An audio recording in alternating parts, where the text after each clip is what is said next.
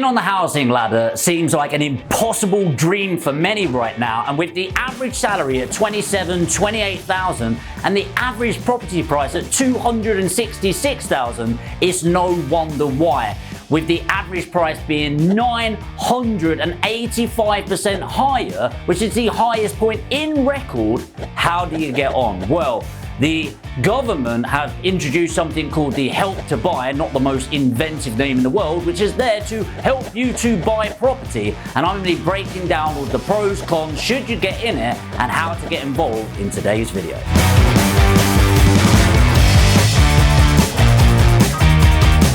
Okay, so what is the Help to Buy, also known as the Help to Sell scheme? I'll get to that in a moment. Well, put simply, it's the government's idea to help first-time buyers get on the property ladder. All seems great, right? The way that this will work is you will have to come up with 5% of the total value of the property or purchase of the property. The government will put in 20% as a guarantee on this. Actually, it's the bank, but we'll get to that in a moment. And then the bank puts in 75%.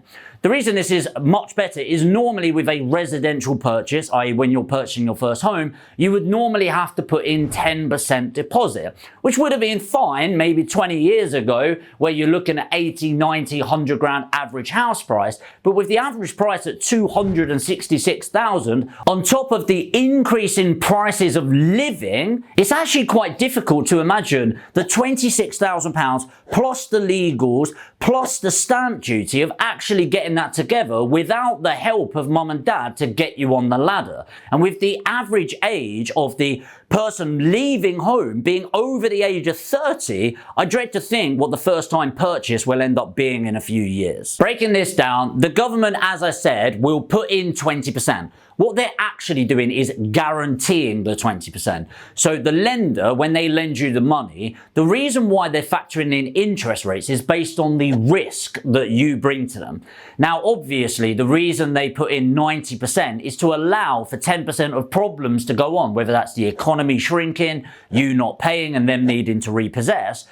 If the government guarantees the 20%, they're only at 75% risk rather than 90% risk. So you get the benefit of putting in less and they get more protection. What's even better is the government will pay for that 20% for you for the first 5 years. So that additional 20%, you're not paying anything on that at all for the first 5 years. In year 6, you're going to pay 1.75%. And then on, you are paying 2% above the RPI, which is the retail price index, which is not bad considering, well, that is the cheapest lending you will ever get in my experience. What are the pros of getting involved in this? Well, obviously, the first one is you're able to get on the market a lot sooner than you thought possible because you're only needing to save this 5% deposit plus fees rather than the 10% deposit. On top of that, you're actually able to buy something that's more expensive and giving you access to more of the market. Maybe you were looking in your local area and all you could afford was an end terrace, but maybe now you can afford a 3-bed semi-detached, all because you're not needing to put in as much money. On top of that, you're getting the best rates from the bank. As I said, the interest rates are all based around risk. And actually, whilst you're able to get more property for less money, the bank's actually protected on a much higher level by the government backing 20% and guaranteeing it, meaning you're going to get the most competitive rates. But there are some downsides. First off, the loan is going to get more expensive over time. Pretty obvious, right? If they're guaranteeing it for free the first 5 years, then it's going to be 1.75% for year 6. And then year 7 onwards, it's going to be 2% above the retail price index. Pretty obvious it's going to scale up. But actually, we don't think about this. And so, logically speaking, you will end up earning more money in line with inflation, hopefully some pay rises if you're kicking ass at your job.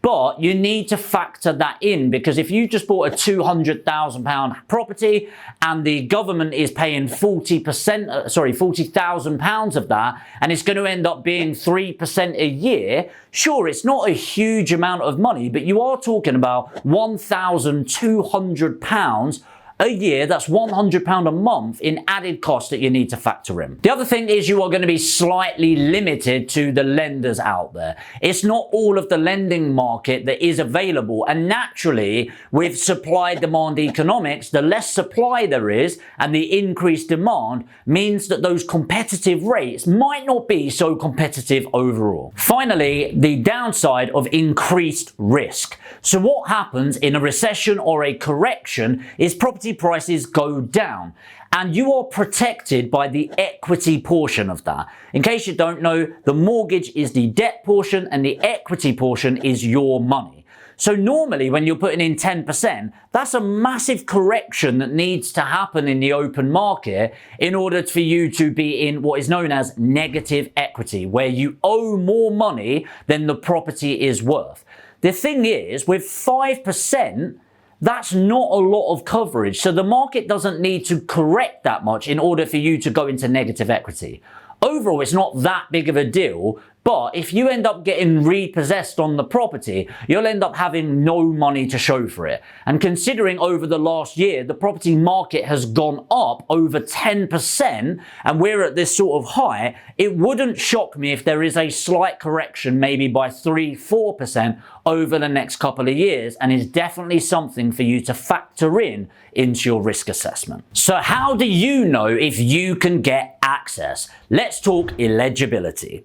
Number one, you have to be a first-time buyer. I'm sorry, but if you are buying your second or third home, you will not get access to this government scheme. The good news is if you're a property investor watching this and you own your properties in a limited company, sounds a bit weird, but you don't own any property. Your company owns the property, not you, so you can still get this. Number two, it's repayment only. You have to be on a repayment mortgage. You cannot get access to this on an interest only. Finally, I'm sorry, but if you get in times of struggle, you cannot rent out your property. Normally with a residential mortgage, you can get consent to let. So if you're ever struggling or you've bought another property but can't sell it, you can rent it out in the meantime. If you allow help from the government on this, you would have to pay back that 20% that they've guaranteed before they let you let out the property. Some final things to be aware of is number one, this is coming to an end in 2023. So I actually think they'll extend this, but at the moment, at the end of 2023, this is gone. And the final thing is just a word of warning on this. Please be careful. Most people's logic when it comes to buying a property is how much money do I have in my bank account? Because you're trying to get the best possible property, right? The thing is, there's a reason that us investors call this the help to sell scheme rather than the help to buy scheme. Obviously a bit of a play on words, because it helps developers sell their properties for more money often than they're originally worth. This is because the affordability factor in your mind increases. So because you're only putting in 5%, if you had 20,000 in your bank account, all you can really afford, minus fees, etc., is probably about £180,000 property.